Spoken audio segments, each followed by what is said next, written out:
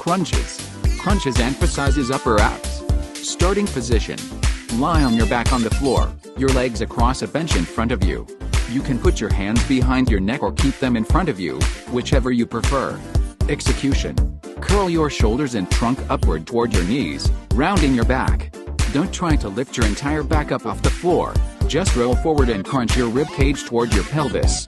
At the top of the movement, deliberately give an extra squeeze of the abs to achieve total contraction. Then release and lower your shoulders back to the starting position. Tips? This is not a movement you do quickly. Do each rep deliberately and under control. You can vary the angle of stress on your abdominals by raising your foot position.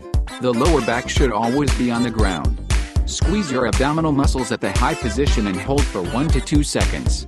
Instead of putting your legs across a bench, try lying on the floor and placing the soles of your feet against a wall at whatever height feels most comfortable. Reps and sets.